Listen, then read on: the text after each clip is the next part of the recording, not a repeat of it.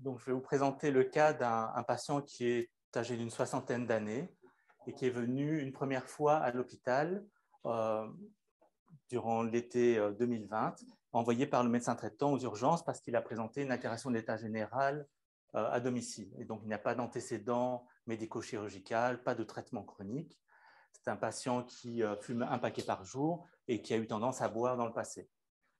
Et donc, à la maison, il a présenté une sensation fébrile avec transpiration profuse que le médecin traitant donc, a essayé de traiter par augmentin avec un léger mieux, mais une persistance de myalgie diffuse. Et alors, comme c'est la période de la pandémie Covid, le médecin l'envoie vite aux urgences pour exclure un Covid. Et donc, quand on interroge le patient à l'anamnèse, il n'y a absolument rien. Il n'a pas de dyspnée, pas de toux, pas de perte de poids. Il a cette sensation fébrile. Donc, à l'examen clinique, à part le fait qu'il soit subfébrile, qu'il ait de bons paramètres, une bonne saturation, les aires ganglionnaires sont libres, pas de souffle cardiaque, pas d'anomalie à l'auscultation pulmonaire, rien au niveau de l'examen abdominal, et l'examen artériel des membres inférieurs est normal. Ah, voilà. Encore une. Ouais. Voilà. Au niveau des prises de sang, donc on note une légère hypoplakétose, mais surtout un syndrome inflammatoire relativement élevé, avec une CRP à 157 mg par litre. Pas d'anomalie au niveau des globules blancs, pas d'anomalie au niveau de la formule leucocytaire. En dehors de cela, on note une hyponatrémie, des LDH qui sont un petit peu augmentés.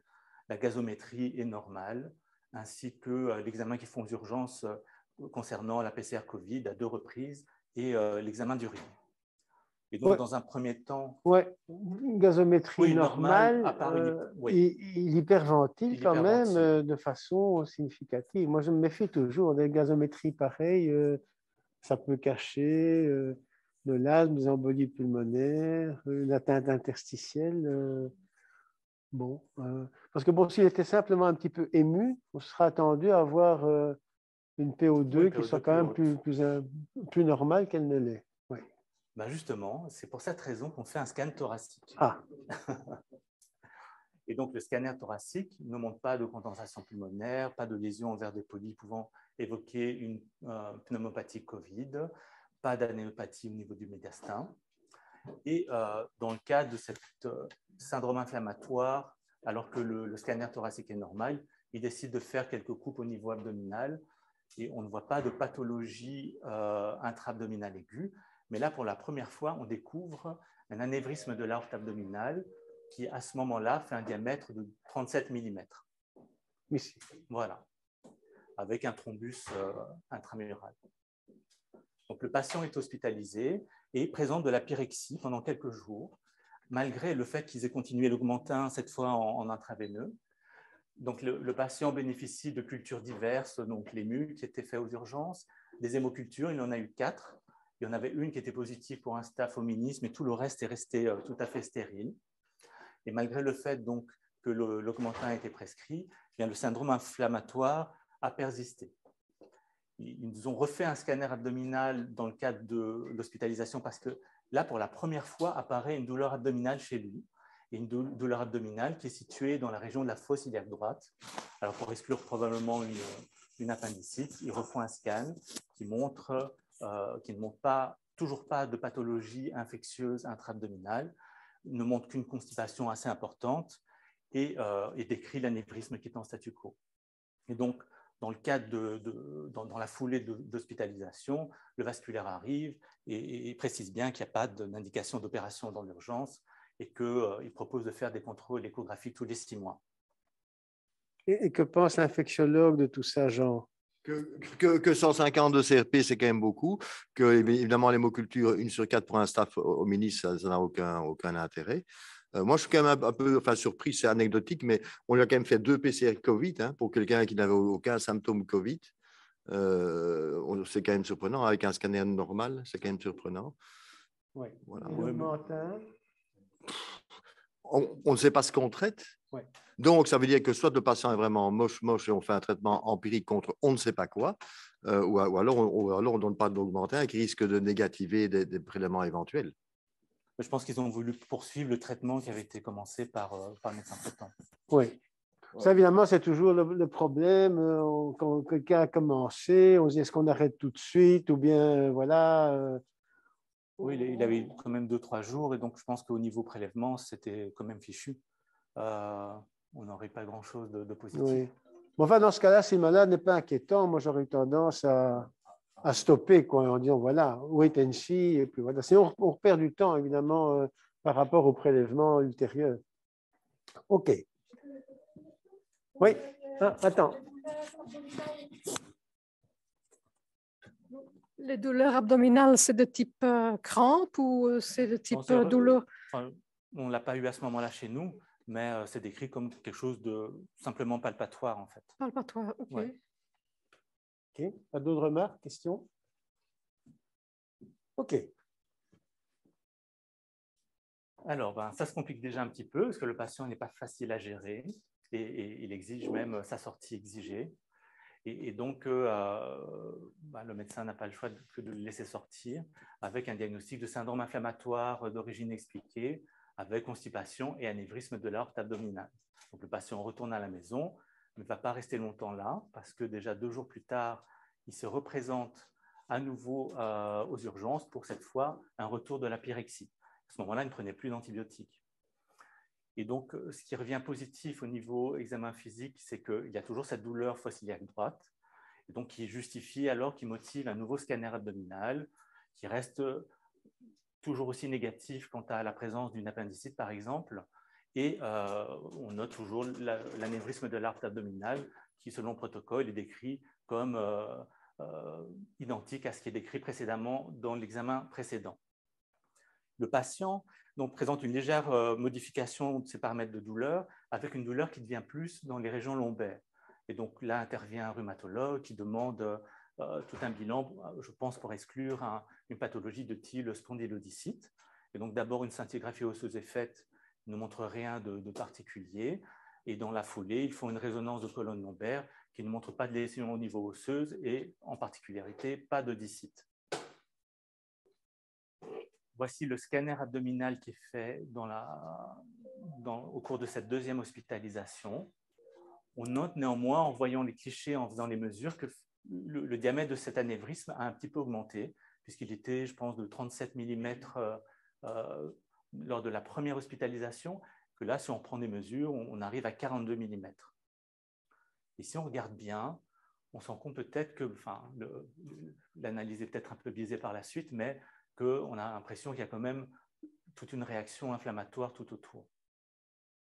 Oui, et comme tu disais, un thrombus intramural, bon, s'il est frais, bon, ça pourrait aussi, par la résorption de cet hématome intramural, oui, peut faire peut-être générer également de la fièvre. Donc, le point quand même intéressant, si on va peut-être reprendre tous les axes selon lesquels il faut voir ces anévrismes, à la fois avec le risque infectieux, le risque inflammatoire, enfin, ça va être sûr. En tout cas, il y a un point d'appel qui est franchement à cet endroit-là. Qui est à cet endroit-là. D'autant plus que si on regarde donc l'image à gauche, qui reprend donc les artères iliaques, eh bien, on voit qu'il y a une gaine inflammatoire tout autour de l'artère et que, comme le patient se plaignait justement de douleurs dans la fosse iliaque droite, on a vraiment l'impression que là, on a une explication, en tout cas à l'origine des douleurs du patient.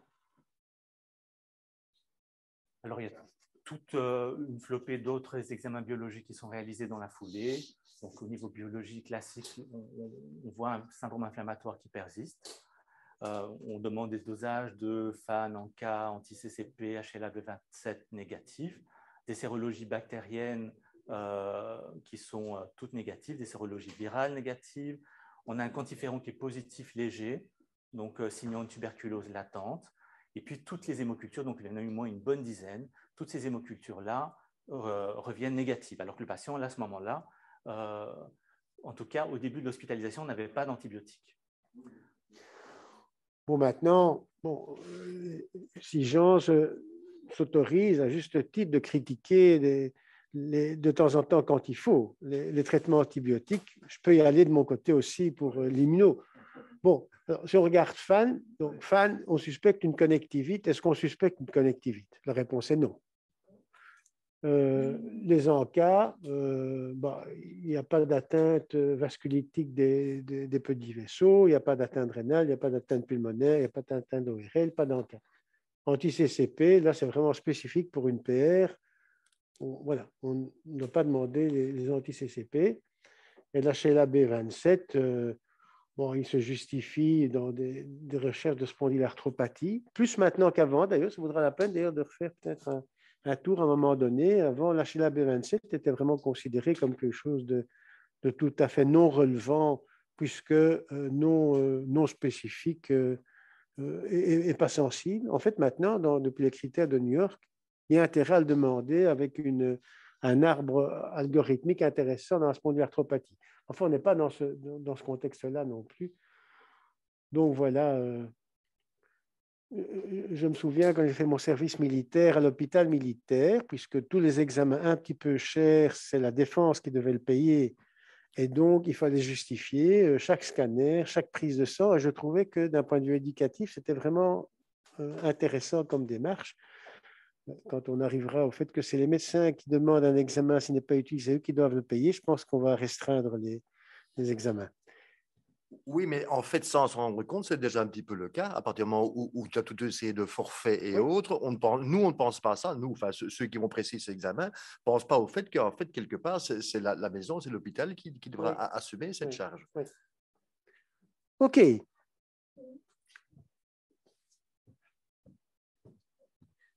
Moi, je me demanderais aussi le sang dans les selles.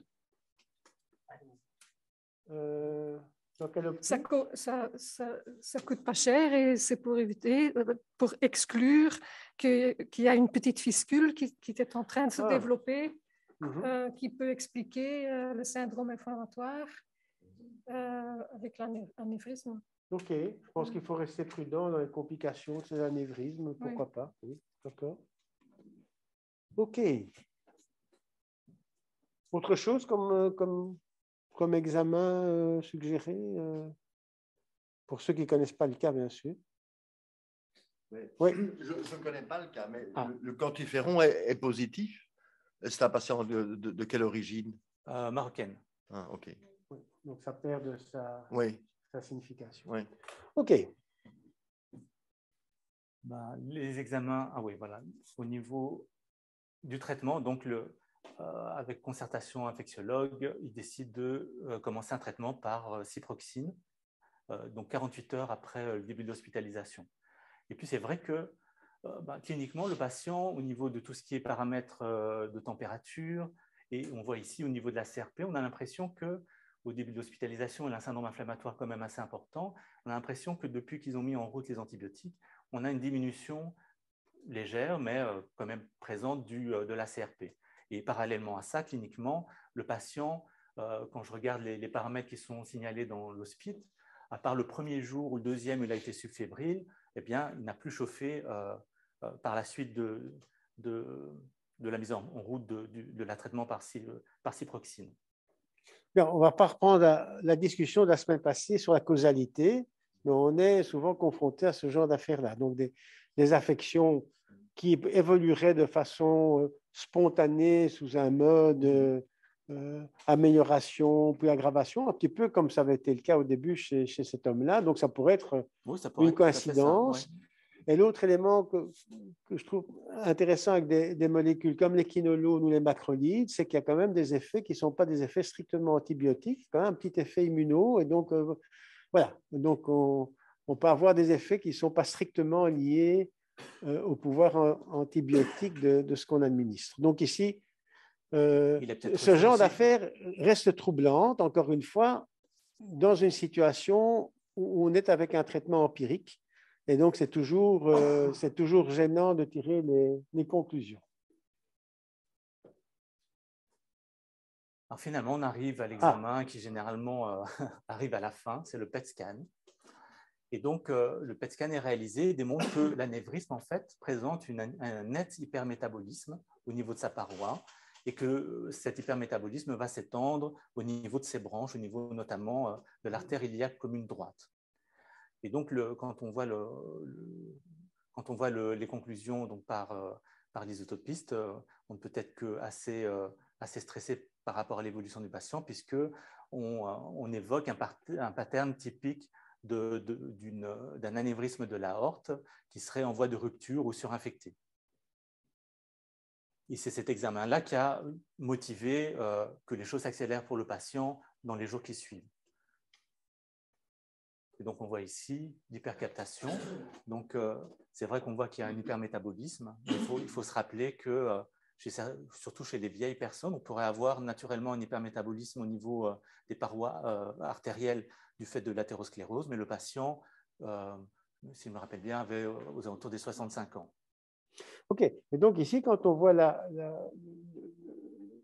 métabolisme accru, les zones surtout rouges, ça a l'air d'être plutôt autour ou dans la paroi ou autour. Oui, tout juste. Oui. Donc, on serait plutôt dans quelque chose de périanévrismal, on oserait dire ça. Il n'y a pas eu de résonance encore. On va faire une résonance? Non, il n'y a pas eu de résonance. OK. Donc, le vasculaire est rappelé, et puis il regarde les clichés et confirme qu'entre le mois d'août et le mois de septembre, qui est le mois de l'examen du PET scan, on a une évolutivité en termes de diamètre. On arrive à 57 mm, en tout cas si on se réfère à l'examen scanner qui est fait au niveau du PET scan. Il confirme l'infiltration de la graisse, mais là, le PET scan l'avait déjà bien montré. Et donc, pour lui, il y a clairement une indication opératoire et il décide de lui mettre une endoprothèse arto-biliaque. Dans la foulée, donc le traitement antibiotique est changé au profit d'une association glazidine-vancomycine, dans le but, je pense, de couvrir le plus large possible en se disant qu'il y avait effectivement peut-être une infection au niveau de l'aorte d'origine bactérienne. Et le patient donc, est opéré le 11 septembre et est transféré en post-opératoire, en soins intensifs. Et donc, le gonflant du titre, voilà. Ça faisait référence. Ah.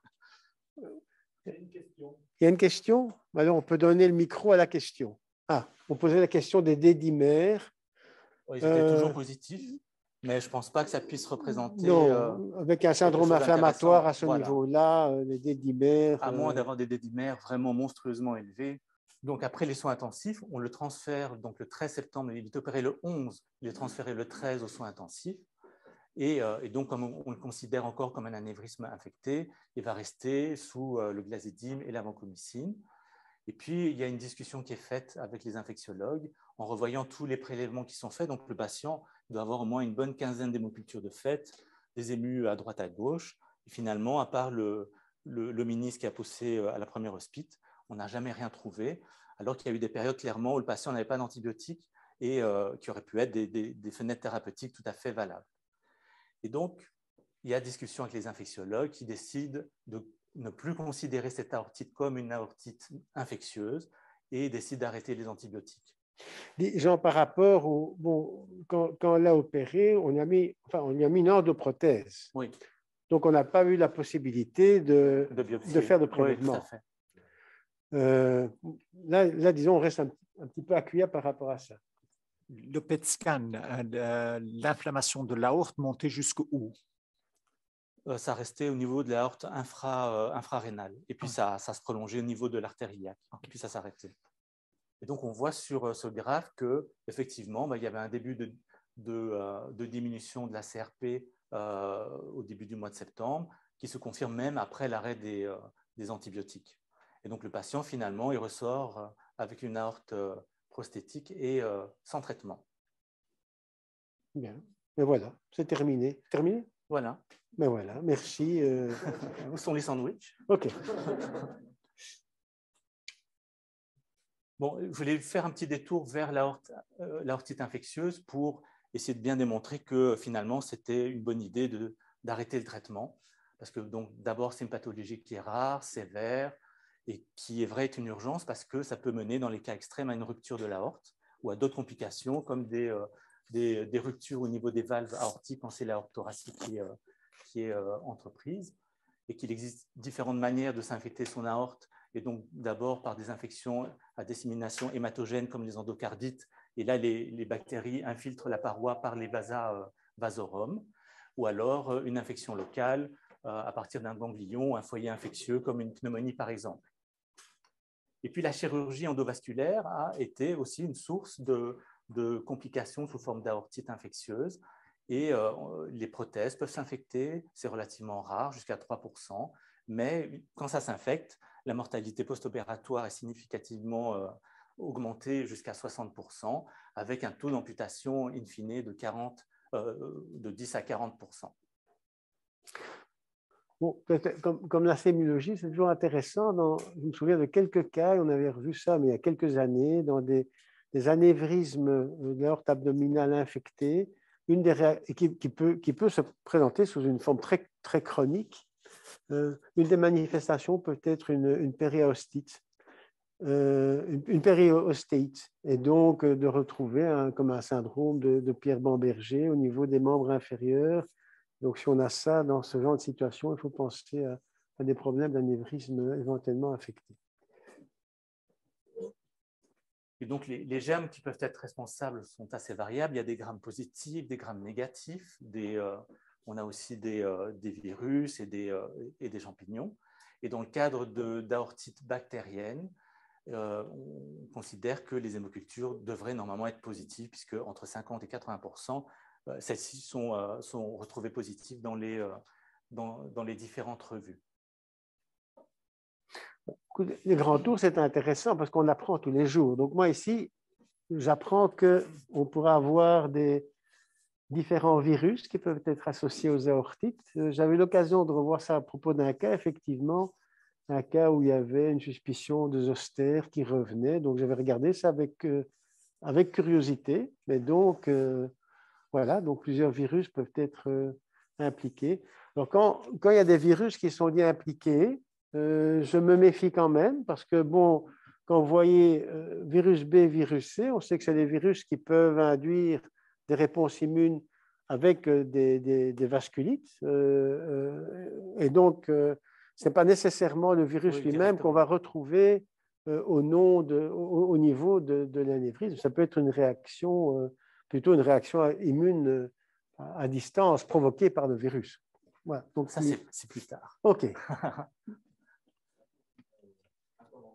Ah.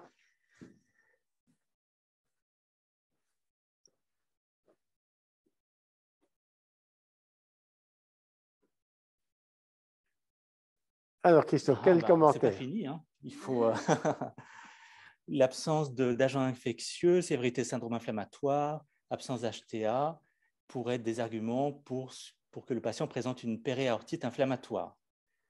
OK. Là, c'est un vrai spoil. Donc,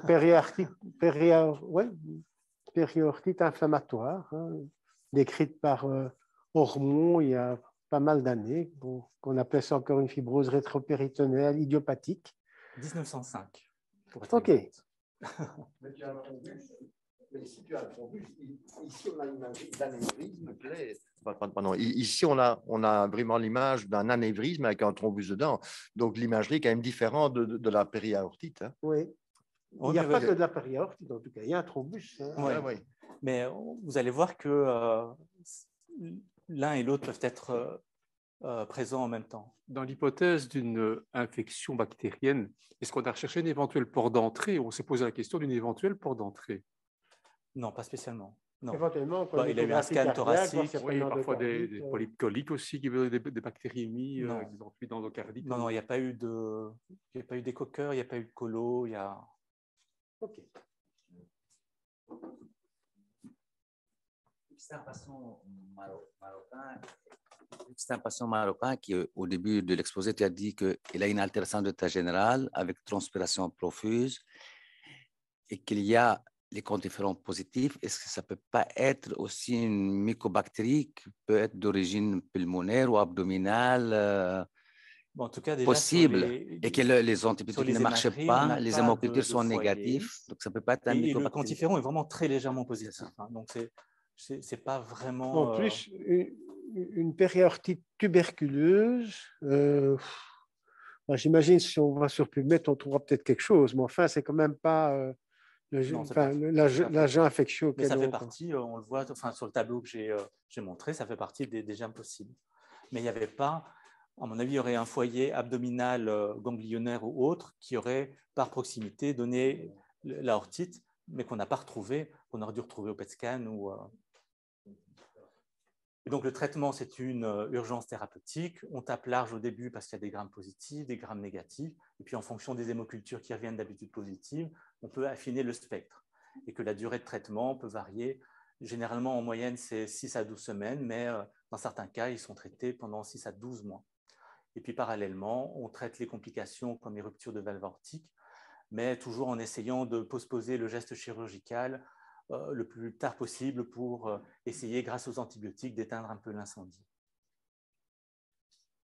Donc, ce n'est pas fini. Toutes ces questions vont peut-être trouver réponse par la suite.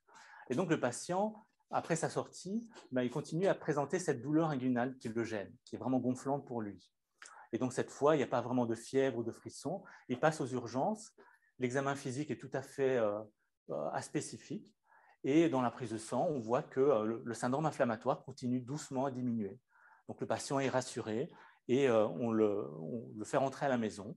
De toute façon, le lendemain, il avait une consultation chez son chirurgien vasculaire.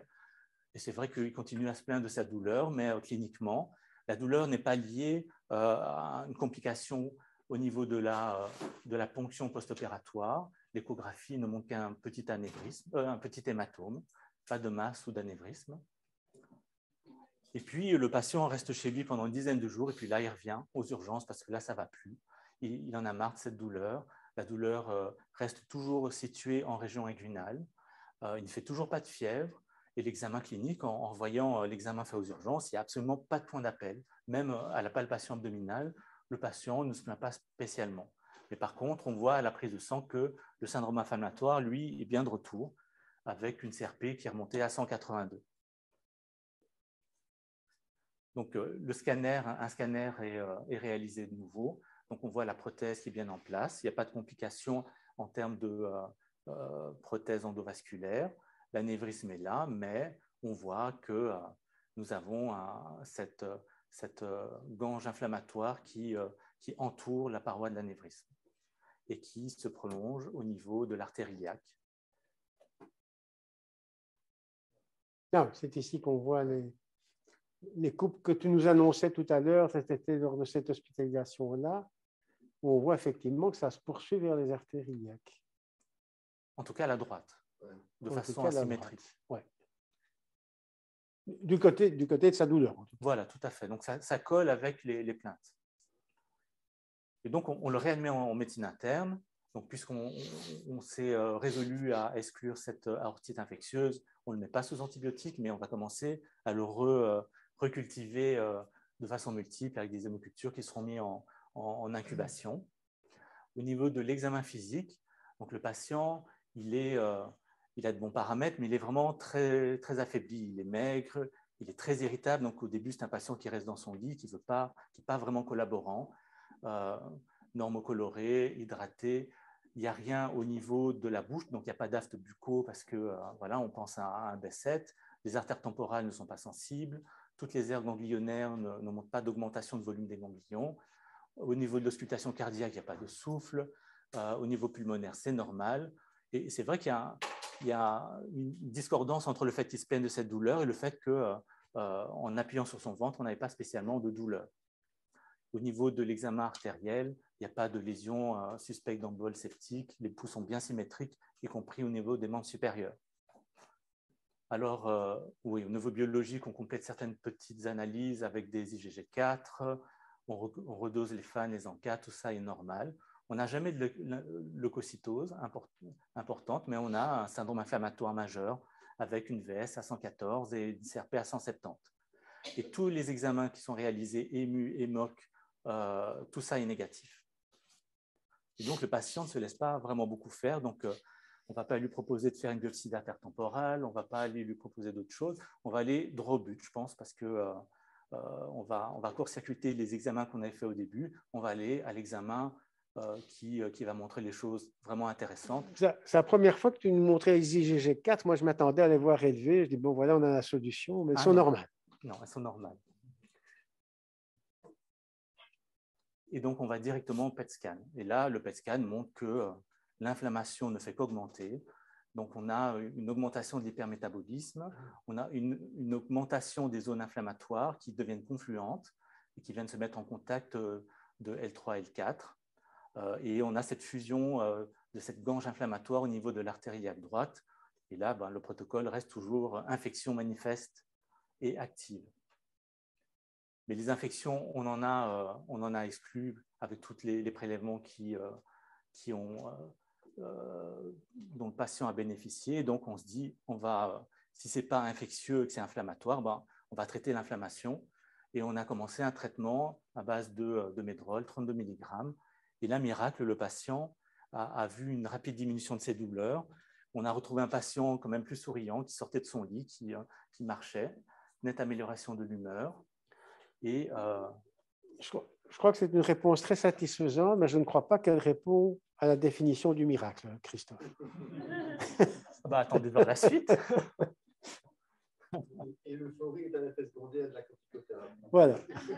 Il s'est remis à manger, tiens. Et là, donc, au niveau biologique, on voit que donc, la corticothérapie est instaurée entre le 4 et le 6 octobre, et on voit une nette diminution au niveau de la CRP. La VS a mis plus de temps avant de diminuer, mais la CRP, elle, a vraiment rapidement diminué. Et donc, après avoir cherché des aortites infectieuses, je pense que le patient, on peut mettre comme conclusion que ce patient a fait une périaortite inflammatoire dans un contexte d'anévrisme de l'aorte abdominale qui lui-même a été opéré de façon endovasculaire. Et que donc, le traitement de sortie consiste toujours en Medrol plus nicotibine à cause du quantiferon. Et par la suite, le patient a amélioré au niveau de l'état général, il n'est plus fatigué, il ne fait pas de fièvre, la douleur n'est plus réapparue depuis. Il y a, biologiquement parlant, une progressive diminution du syndrome inflammatoire. Et au niveau du scanner, donc il en a eu 2-3 depuis qu'il est sorti, à chaque scanner, on avait une diminution du caractère inflammatoire péri-anévrismal. Ça, c'est l'évolution jusqu'au mois d'avril 2021 au niveau CRP. Et j'ai mis donc à gauche, c'est avant, et à droite, c'est après. Donc, on voit effectivement que ce n'est pas le même niveau ici, mais dans la prochaine slide, on voit deux coupes qui représentent plus ou moins les mêmes niveaux. Et on voit que donc, la gange inflammatoire autour de l'artère iliaque droite, en tout cas, a diminué en ce qui concerne le scanner de contrôle.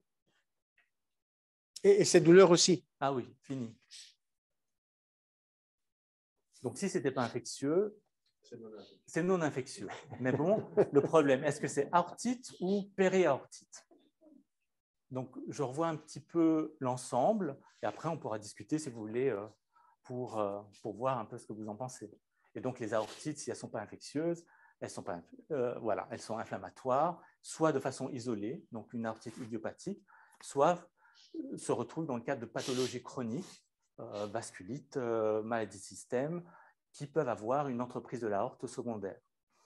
Et donc, pour voir un petit peu ces histoires d'aortite, il y a une étude danoise qui a repris plus d'1 millier de patients, des patients qui devaient rentrer en chirurgie au niveau de l'aorte. Et les 3/4 de ces patients venaient pour des anévrismes, des dissections.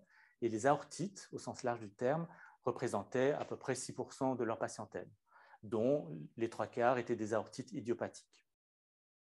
Alors, parmi les pathologies pouvant être associées à des aortites, et c'est là où éventuellement les histoires d'HLA B27, on voit finalement que je pense que le rhumato avait demandé ce test, par exemple, pour revenir sur celui-là, de façon peut-être pas dirigée vers une périaortite ou une aortite, mais on peut voir que donc, certaines pathologies sont associées avec des atteintes inflammatoires de la paroi de l'aorte. Et donc, on a les vasculites à gros vaisseaux, et le Takayasu et le Horton sont les principales pathologies qui peuvent entraîner donc, des atteintes de l'aorte. On a la maladie de Behçet, on a donc des atteintes isolées au niveau de l'aorte, donc ça ce serait plutôt les idiopathiques, mais on a des maladies systémiques comme l'arthrite rhumatoïde, le lupus systémique et les spondylarthries séronégatives positives à HLA B27 qui peuvent s'accompagner donc sur un examen comme un PET scan, d'une inflammation isolée au niveau de l'aorte. Et puis, comme vous aviez dit, des virus, donc l'hépatite C. Donc, soit on a l'hépatite C directement en faisant référence au tableau que j'avais montré précédemment, mais comme vous aviez dit, hépatite C qui pourrait être associée à une cryoglobulinémie et une vasculite secondaire, ou l'hépatite B avec une vasculite aussi secondaire. Certains médicaments peuvent aussi donner des vasculites, et, comme par exemple les facteurs de croissance pour les granulocytes qu'on utilise en onco. Certaines chimiothérapies aussi donnent des vasculites, et même la radiothérapie peut en donner aussi, enfin des aortites. Et donc, au niveau clinique, il y a des symptômes qui sont tout à fait constitutionnels, qui sont non spécifiques, comme la fièvre, la fatigue, la perte de poids, mais aussi on a des complications qui sont dues à des ischémies locales ou à distance via embolisation, ou alors en cas d'association avec une pathologie systémique, d'autres manifestations liées à cette pathologie-là. Et dans le cas de l'imagerie, l'échographie est pas mal, mais la résonance magnétique montre un pattern qui est relativement typique, avec une prise de contraste linéaire en T1 et un œdème de la paroi en T2. Et le PET scan, comme on a vu dans le cas du patient, est très intéressant aussi, mais attention aux personnes âgées qui peuvent avoir un PET positif au niveau aortique du fait de leur âge et de leur athérosclérose. Alors, quand on a une aortite associée à certaines pathologies, quand on a la chance de pouvoir faire des biopsies, eh bien, l'examen anatomopathologique peut orienter vers la pathologie sous-jacente, comme par exemple, quand on a des cellules géantes et des granulomes, on pense à un Horton ou à un Takayasu. Des lymphocytes, plasmatocytes, ce serait plutôt dans le cas de lupus ou de maladie d'IgG4. Les neutrophiles, c'est plutôt sur les aortites idiopathiques. Au niveau laboratoire, il n'y a pas grand-chose de très spécifique. On a la CRP et l'AVS, mais il ne faut pas oublier que le degré d'activité de l'aortite n'est pas toujours corrélé à l'importance de l'augmentation du syndrome inflammatoire, et que parfois l'AVS et CRP peuvent être normales, alors que le PET scan va montrer qu'il y a encore une activité anormale au niveau de la paroi de l'artère. Et puis j'ai repris quelques marqueurs qui sont en cours de recherche, qui sont plus spécifiques parce que dérivés, par exemple, des cellules musculaires lisses vasculaires, ou alors des cellules des substances qui dérivent des cellules endothéliales, mais tout ça, ça reste vraiment expérimental. Et donc le traitement donc, va être un peu, on peut coller ce traitement-là au traitement de maladies vasculitiques, par exemple, donner donc la cortisone, en induisant une rémission, et puis une fois que la rémission est apparue, diminuer progressivement la dose jusqu'à atteindre une dose la plus faible possible de corticoïdes. Et généralement, on estime que la durée totale de traitement devrait être au moins de 12 mois. Et qu'en cas d'intolérance aux corticaux ou de dépendance à des doses trop fortes, on peut associer des immunosuppresseurs pour pouvoir diminuer plus vite les doses de corticoïdes. Alors là, c'était sur les aortes, et bien maintenant, en faisant les recherches concernant le cas que je vous présente, on tombe sur toute une série de pathologies qui sont des périaortites. Donc ici, on est d'accord qu'il y avait quand même un manchon, ça avait l'air d'être plutôt péri qu'aortite. Voilà, tout à fait. Ouais.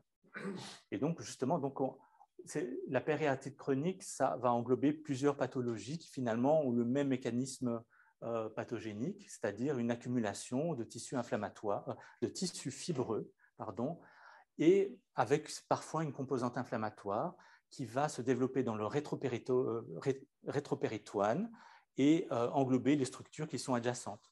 Et donc, on a l'aorte qui peut être englobée, les veines caves inférieures, les artères iliaques et les urtères. Et donc, on a 3 pathologies dont la plus connue, c'est la fibrose rétropéritonéale idiopathique, mais elle a ses petites cousines, comme par exemple l'anévrisme de l'aorte abdominale inflammatoire, ou, alors je pense que là, le patient rentre plus dans ce domaine-là, la fibrose rétropéritonéale périanévrismale. Et quand on regarde la prochaine dia, va illustrer un petit peu le mode de présentation de ces différentes pathologies. Et donc, à gauche, on a la fibrose rétropéritonéale, où on a une aorte qui est tout à fait normale. On a le manchon inflammatoire ou fibreux tout autour. Et on a dans quasiment la majorité des cas, on a une atteinte au niveau des uretères qui peuvent provoquer des obstructions. Au milieu, on a l'anévrisme de l'aorte abdominale inflammatoire, où cette fois-là, on a une aorte qui sera dilatée et on retrouve le manchon, mais cette fois, il n'y a pas spécialement d'atteinte au niveau des uretères. Par contre, dans la dernière catégorie, on a la fibrose rétropéritonéale périanévrismale qui, elle, ressemble à celle qui est juste à côté, mais cette fois, on a un engainement des uretères beaucoup plus fréquent, avec la même fréquence que dans la fibrose rétropéritonéale idiopathique. C'est intéressant de voir les uretères qui sont repris sur ce graphique, parce que pour ceux qui n'ont pas connu cette époque, c'est-à-dire quand l'échographie n'existait pas, le scanner n'existait pas, enfin, bon, il n'y avait pas grand-chose qui existait, sinon des médecins qui s'occupaient bien des malades. Une des façons de faire le diagnostic, c'était, et souvent d'ailleurs dans un tableau d'obstruction post-rénale, c'était de voir la position des uretères lors d'une urographie intraveineuse. Donc, on faisait une urographie intraveineuse que vous ne connaissez pas, et donc on voyait les uretères, et donc il y avait des critères de rapprochement des uretères au niveau du promontoire, et donc ça c'était un signe indirect de ce qu'il y avait quelque chose qui englobait ces uretères et les attirait vers la ligne médiane, et c'était ce qu'on utilisait à l'époque comme élément diagnostique de ces fibroses rétropéritonéales.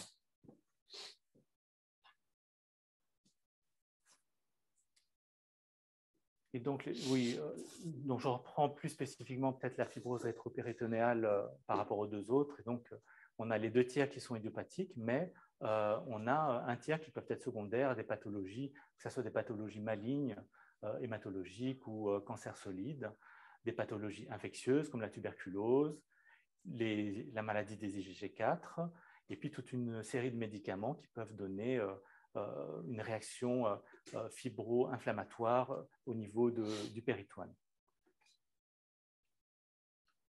Bon, je crois qu'on peut passer, c'est aussi toute une série de pathologies qui peuvent être associées à cela. Et donc, on prend un petit peu les mêmes slides que pour les aortites. Il y a au niveau clinique des symptômes généraux qui sont vraiment non spécifiques. Bon, là, à ce moment-là, on a un petit peu plus de douleurs abdominales qui peuvent être des lombalgies. Donc, voilà des symptômes que peut présenter notre patient.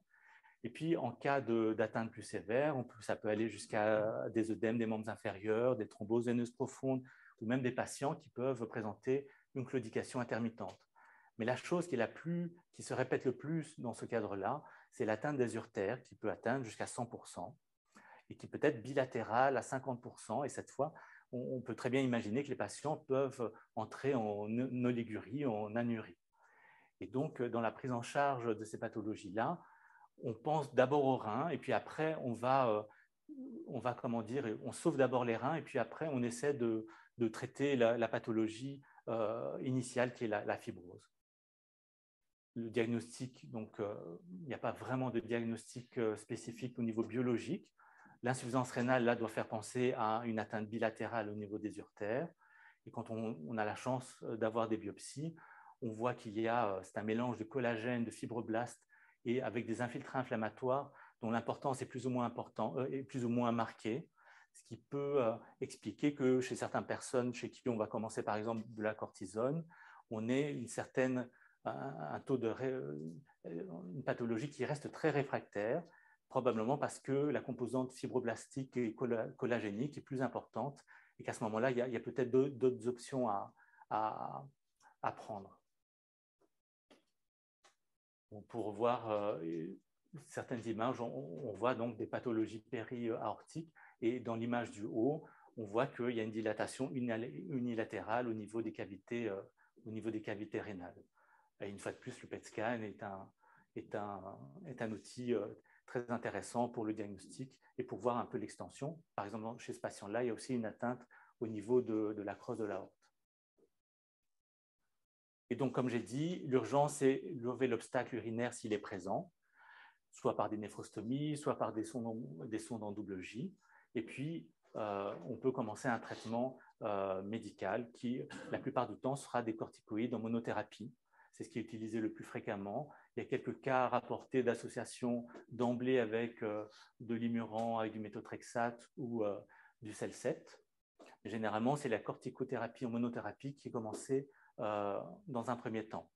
Et donc, à une dose qui est suffisamment forte au début, pendant les premiers mois, les 2 premiers mois, pour induire une rémission en termes de syndrome inflammatoire. Et puis, un peu comme dans l'aortite, eh bien, on a une diminution progressive des doses et on a une période de traitement avec une diminution progressive jusqu'à avoir une rémission complète, qui va prendre un certain temps. Mais on estime qu'au plus on va donner un traitement, au plus longtemps le traitement par corticoïde va être prolongé. Donc, au début, on pouvait en donner jusqu'à 12 mois, mais on considère qu'au minimum, il faut y aller jusqu'à 18 à 24 mois. Au moins, le risque de récidive à l'arrêt du traitement sera important, parce que ces pathologies peuvent récidiver à plus de 50%. Et en cas de rechute, donc à ce moment-là, soit on reprend la monothérapie corticoïde, soit on associe avec d'autres immunosuppresseurs. Et si la pathologie d'emblée réfractaire, là, il faut essayer de pousser pour une biopsie, parce que là, on pourrait vérifier si le caractère fibrotique n'est pas comment dire, prédominant par rapport à l'infiltrat inflammatoire, ce qui expliquerait que les corticos ne font pas d'effet. Et à ce moment-là, on utiliserait une molécule qui est le tamoxifène, qui est utilisée dans ce cadre-là pour des propriétés anticollagéniques, antifibrosantes.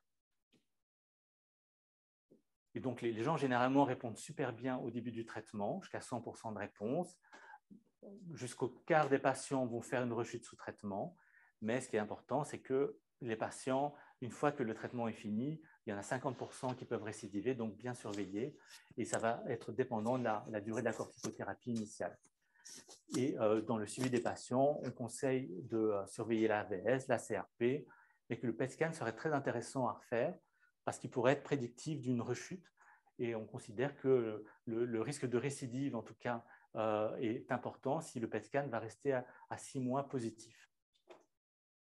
Et voilà des exemples de prise en charge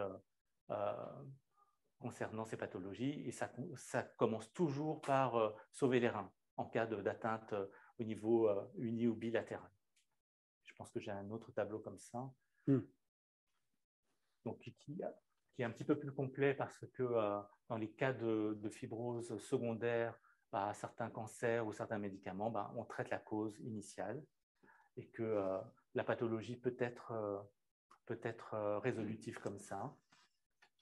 Mais généralement, on a affaire à des corticothérapies. Il faut savoir, pour terminer, pour être vraiment complet, qu'un patient, donc il y a un anévrisme tout à fait normal qui se fait opérer, que ce soit par endoprothèse ou par voie ouverte, eh bien, il y a une autre pathologie de fibrose qui est secondaire à l'opération.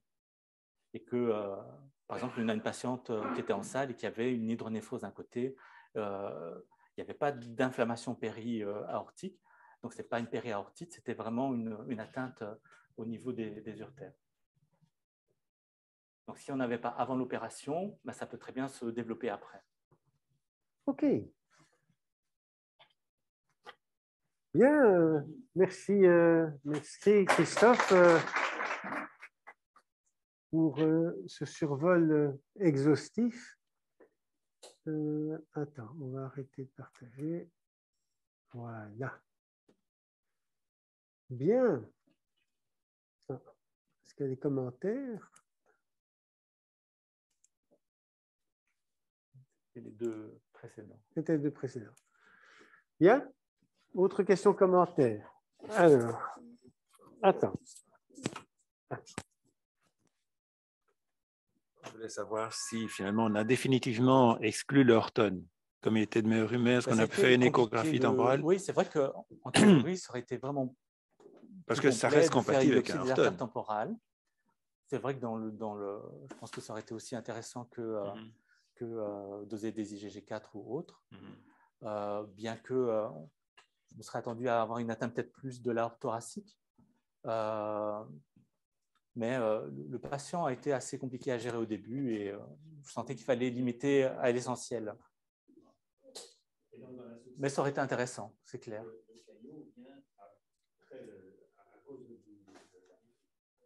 Oui. Oui. Maintenant, je trouve, OK, par rapport au diagnostic différentiel avec un Horton, je trouve qu'un des messages aussi ici, c'est de dire on se trouve dans une situation où il y a clairement un anévrisme, il existe. Voilà. Là, personne ne doute qu'il y a un anévrisme. Et donc, dans ces situations, quand il y a un anévrisme, on sait qu'on peut avoir des périaortites. Il y a eu des études anciennes, j'ai pas eu l'occasion de voir récemment, on avait mis en évidence d'ailleurs des anticorps anti-LDL oxydés qui correspondaient à l'époque à l'hypothèse d'une réaction immune par rapport à des LDL oxydés qui pouvait expliquer cette périaortite inflammatoire dans le cas d'une athéromatose. Donc ici, je crois que le fait d'avoir un anévrisme qui est bien là, qui a l'air actif avec un manchon qui se développe, voilà, je pense que ça aurait été différent si effectivement on se retrouvait vraiment dans une aortite. Ici, on est dans une périaortite. Dans le Horton, ça c'est vraiment la paroi de l'artère qui est inflammatoire et d'ailleurs qui pose des problèmes de diagnostic différentiel parfois au PET avec une simple athéromatose qui est aussi une maladie inflammatoire. Mais si on est, je pense, clairement dans une situation de périaortite. Maintenant, bon, j'avais fait ma petite remarque par rapport à IgG4. Bon, le taux circulant d'IgG4 n'est pas un élément suffisant, pour exclure s'il est normal. Je rappelle que parfois, lorsque le taux est très élevé, on a un phénomène comment on appelle ce phénomène d'extinction, de prodose. Et donc, dans une situation de périaortite ou une autre situation où IgG4 serait là avec une probabilité a priori quand même significative, c'est contacter le labo, demander de diluer l'échantillon, et puis hop, on voit à un moment donné apparaître les IgG4 qui n'étaient pas présentes au départ à cause de ce phénomène prodose, qu'on connaît d'ailleurs dans d'autres situations de sérologie. OK. Mais c'est intéressant. Bon, alors, tu n'as pas repris Ormond, qui était celui qui a décrit ça de façon idiopathique, et donc c'est assez intéressant de voir comment de l'idiopathique, la phase suivante, ça a été des périaortites chez des patients athéromateux. Et donc là, on dit, ben voilà, toutes les périaortites des patients âgés, mais c'est l'athéromatose avec cette hypothèse anticorps anti-LDL oxydé. Et puis est arrivé IgG4, voilà, qui est venu ajouter une couche. Je pense que l'inflammation vient de l'extérieur, en fait. Oui. Donc au début, c'était plutôt les plaques qui généraient la réaction auto-immune ou inflammatoire. Oui. Et là, maintenant, via les vasorum, on a plutôt une vasculite de proximité qui va provoquer la réaction globale. Ouais. OK, bien. Eh bien, merci à Christophe d'abord, merci aux intervenants de l'intérieur, de l'extérieur, et à la semaine prochaine.